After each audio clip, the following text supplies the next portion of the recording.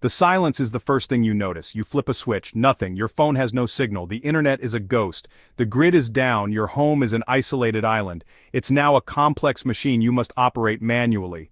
Modern comforts are gone, leaving raw survival. The world outside stopped, but inside survival begins.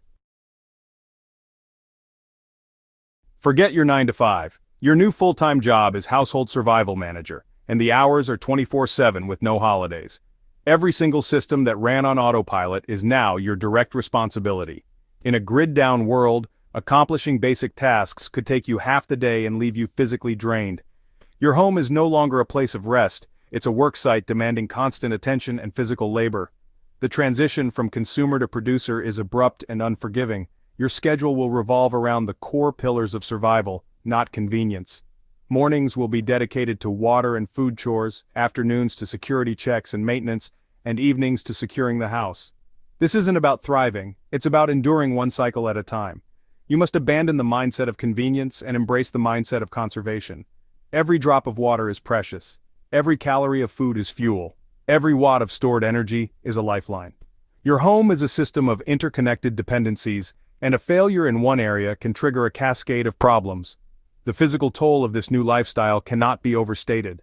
Without proper physical conditioning beforehand, you risk injury, exhaustion, and burnout. Your body becomes one of your most important tools, and keeping it functional is just as critical as maintaining your water filter or your generator. When disaster hits, filling your bathtubs with water is a decent first step, but it's a dangerously short-term solution. A standard bathtub holds about 40 to 60 gallons of water, which for a family of 4 is gone in less than 2 weeks. Water is the absolute cornerstone of survival.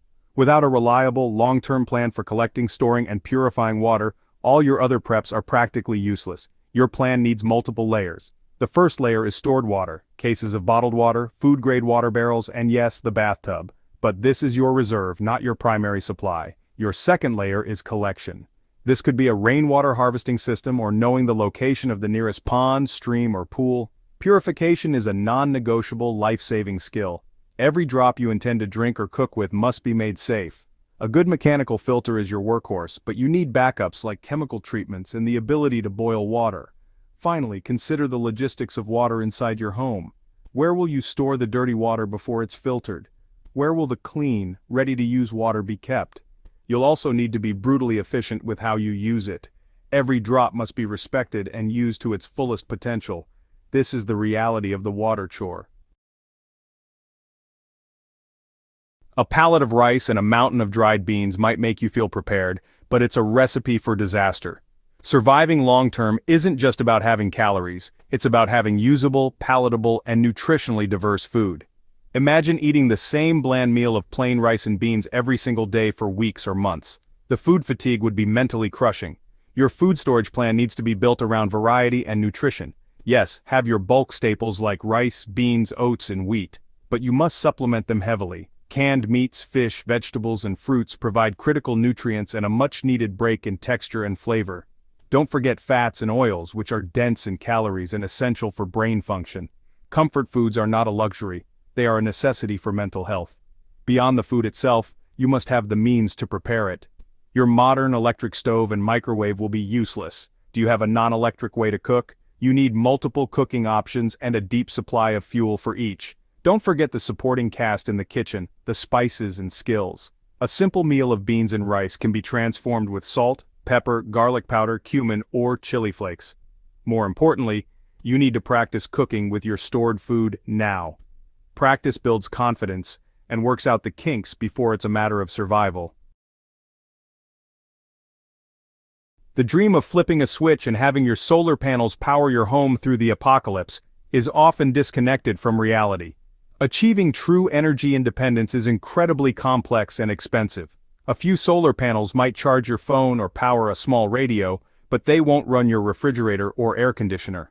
For most people, a more realistic approach is to plan for tiered strategic energy use.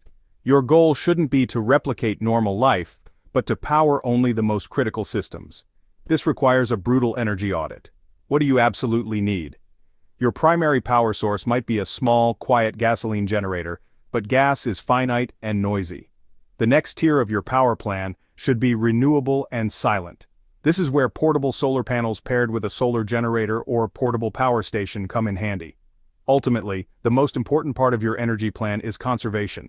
You must become ruthless in cutting energy waste. Unplug everything that isn't in active use. Learning to live with less power is a far more valuable and attainable skill than trying to build a system that can power a modern, energy-hungry home. When society breaks down, your home can look like a treasure chest to the desperate. The temptation is to turn it into an obvious fortress, but this is a huge mistake. Overt displays of preparedness scream, "We have supplies here," and paint a giant target on your back. The best home defense strategy is to appear unremarkable, unprepared, and uninteresting from the outside.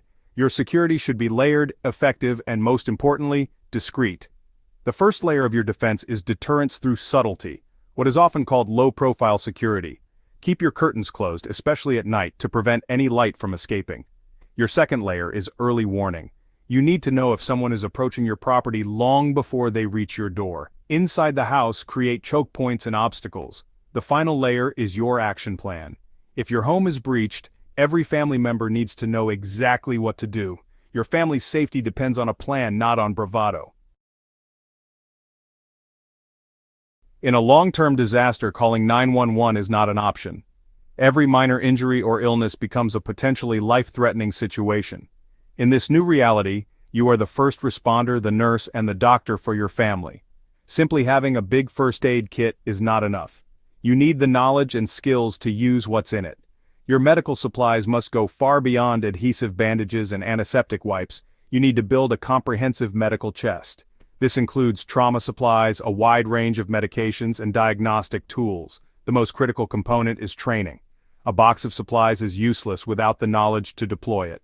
Take advanced first aid and CPR courses. Study basic wound care, how to set a simple fracture, and how to recognize signs of dehydration and infection. Preventative care becomes your primary mission. Be mindful during physical labor. Wear gloves and sturdy shoes. Pay strict attention to food and water safety to avoid gastrointestinal illnesses. In a world without doctors, an ounce of prevention is truly worth a ton of cure. In our modern world, we press a handle and our waste magically disappears. When these systems fail, that waste doesn't go anywhere. It piles up quickly. Improper management of human waste and household garbage is a direct invitation for disease. A clean home and a well-managed waste plan are as crucial to your survival as food and water. Human waste is the most immediate and hazardous problem. Your flushing toilet is now just a porcelain chair. The simplest solution is the twin bucket system. You need 2 5-gallon buckets with tight-fitting lids. One is for urine, which can be diluted with water and poured in an out-of-the-way spot in your yard. The second bucket is for solid waste covered with a carbon material to control odor and begin composting. Household garbage is the next challenge. Without trash collection, every can, wrapper, and piece of food scrap will accumulate. You must have a plan to minimize and process it. Use reusable plates and cutlery, rinse out cans for reuse. Combustible materials can be saved as fire starter. Maintaining hygiene in these conditions is a constant battle. This relentless focus on sanitation isn't about being neat, it's a core strategy for disease prevention.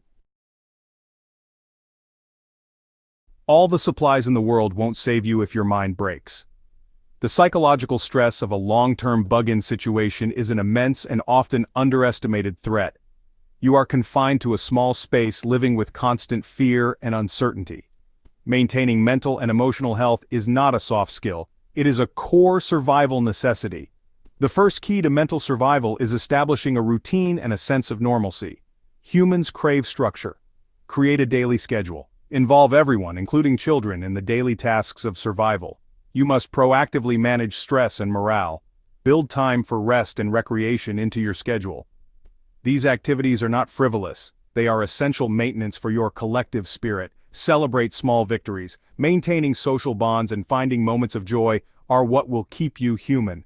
Finally, you need a plan for conflict resolution. When people are stressed, tired, and scared, tempers will flare. The ability to forgive, to show grace, and to work as a team is the ultimate survival tool. The best investment you can make is not in more gear, but in the skills and resilience of your family.